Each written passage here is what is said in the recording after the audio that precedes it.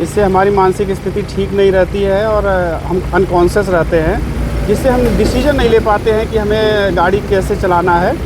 और समय समय पे इसके विरुद्ध अभियान भी चलाया जाता है। अपन को समझ सकें कि आगे कोई वाहन जा रहा है और इससे कई दुर्घटनाएं भी होती हैं, तो इसमें क्या करें? बहुत अच्छा सवाल आपका है। और इस समय चूँकि अब धुंध का समय आ रहा है, कोहरा पड़ेगा और मौसम के हिसाब से आपका ये प्रश्न बहुत ही लाजमी और बहुत ही अच्छा। आप देख रहे हैं 48 टाइम्स न्यूज।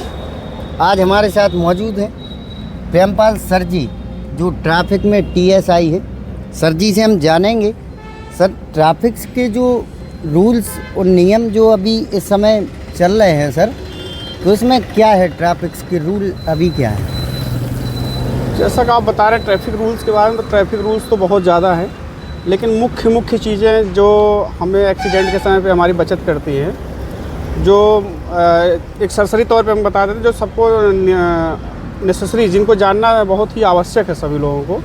तो उसमें जैसे हम सभी लोग जानते हैं कि हेलमेट सबसे पहला है। हम लोग हेलमेट पे डिस्कशन करते हैं। अभी हमारा नवंबर माह चला था, इस पर हम लोगों ने एक नारा दिया था कि जानना भी है और मानना भी है। जानते हम सभी लोग हैं कि हेलमेट लगाना चाहिए, लेकिन मानते नहीं हैं। इसलिए हम लोगों ने एक नारा दिया था कि जानना भी है और मानना भी है।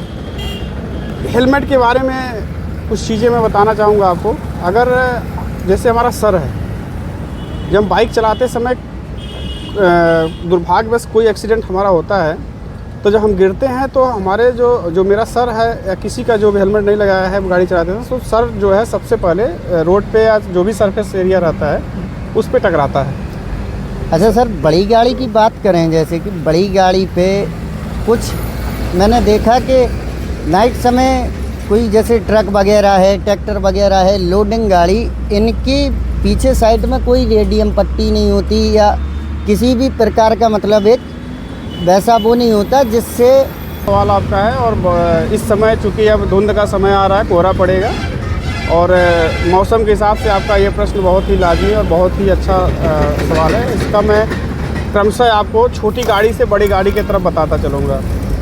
इससे लोगों को जागरूकता आएगी और अगर ऐसा करेंगे तो एक्सीडेंट कम से कम होगा और लोग एक्सीडेंट से बच सकते हैं। जैसे छोटी गाड़ी में आप देखेंगे कि पीछे लाइट लगी रहती है दीपक, उसके नीचे भी एक लाइट लगती है, वो रिफ्लेक्ट करता है, उसको रिफ्लेक्टर लाइट बोलते हैं। और लाइट ही लगी रहती है छोटी गाड़ियों में, तो वो जैसे ही उस पर पीछे से कोई लाइट पड़ती है तो रिफ्लेक्ट करता है, चमकता है रेड कलर का, तो उससे हमें पता चल जाता है कि आगे कोई गाड़ी है हमारे पास छोटी।